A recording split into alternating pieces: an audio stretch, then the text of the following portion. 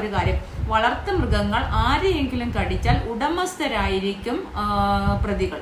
അപ്പം വളർത്തു മൃഗങ്ങള് കടിക്കാതെ സൂക്ഷിക്കേണ്ടത് നമ്മുടെ ഉത്തരവാദിത്തമാണ്. അപ്പൊ എനിക്ക് നായ്ക്കുട്ടിയുണ്ട്, അതുകൊണ്ടാണ് ഞാനിത് പ്രത്യേകിച്ച് ശ്രദ്ധിച്ചതും. അപ്പൊ വളർത്തു മൃഗങ്ങൾ ആരെയെങ്കിലും കടിച്ചു കഴിഞ്ഞാൽ ആ ഉടമസ്ഥനായിരിക്കും പ്രതി.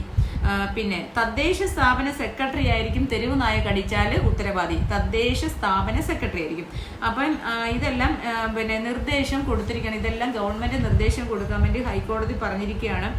അതുപോലെ തന്നെ അഭയകേന്ദ്രം, ജനസാന്ദ്രത ഇല്ലാത്ത സ്ഥലങ്ങളിൽ തെരുവ് നായ്ക്കൾക്കായിട്ടുള്ള സ്ഥലം കണ്ടെത്തണമെന്നും കൂടി ഹൈക്കോടതി പറഞ്ഞിട്ടുണ്ട്. അപ്പോൾ തെരുവ് നായ്ക്കളുടെ ശല്യം നമ്മുടെ സംസ്ഥാനത്ത് വളരെ രൂക്ഷമായ ഈ സാഹചര്യത്തിൽ ഹൈക്കോടതിയുടെ ഈ പരാമർശം വളരെ വിലപ്പെട്ടതാണ്. നമ്മൾ മൃഗസ്നേഹികൾക്ക് ഒരു തെരുവ് നായ്ക്കളെ ഇനി തെരുവ് നായ്ക്കളെ കൊല്ലുമോ അല്ലെങ്കിൽ തെരുവ് നായ്ക്കളെ ദയാവധം നടത്തണം അങ്ങനെയൊക്കെയുള്ള പ്രശ്നങ്ങൾ വരുമെന്നൊക്കെ മൃഗസ്നേഹികൾക്കുള്ളൊരു ബുദ്ധിമുട്ടല്ലേ. അവരുടെ ഒരു എല്ലാവർക്കും മൃഗങ്ങളെ സ്നേഹിക്കുന്നു. ഇപ്പം ഞാൻ എൻ്റെ പട്ടിക്കുട്ടി എന്ന് പറഞ്ഞാൽ എനിക്ക് ഭയങ്കര സ്നേഹമാണ്.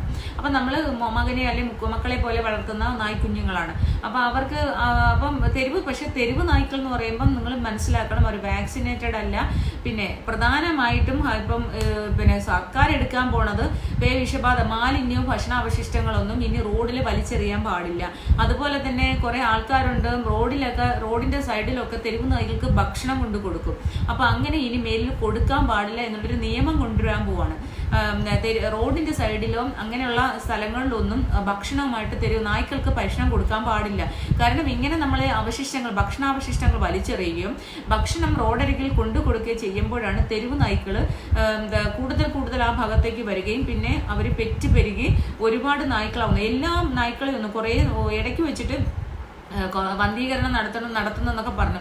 പക്ഷേ വന്ധീകരണമൊന്നും അങ്ങനെ നടത്തില്ല. എങ്കിൽ പിന്നെ വന്ധീകരണം അങ്ങനെ നടത്തിയിട്ടുണ്ടായിരുന്നെങ്കിൽ ഇത്രമാത്രം തെരുവ് നായ്ക്കൾ ഉണ്ടാവത്തില്ലായിരുന്നു. അപ്പൊ തെരുവ് നായ എവിടെ നോക്കിയാലും, നമ്മൾ ഏതൊരു സ്ഥലത്ത് നോക്കിയാലും ഒരു 5-6 തെരുവ് നായ്ക്കളാണ്. നമ്മളൊരു സന്ധ്യ സമയത്ത് വണ്ടി ഓടിച്ച്, ഒരു സന്ധ്യ എന്ന് പറഞ്ഞു കഴിഞ്ഞാൽ രാത്രിയാകുമ്പോൾ അല്ലെങ്കിൽ വെളുപ്പിനെ ഒരു 4 മണിയൊക്കെ ആകുമ്പോൾ നമ്മൾ വെളുപ്പിനെ വണ്ടി ഓടിച്ചു പോയാൽ, ഞാൻ ചിലപ്പോൾ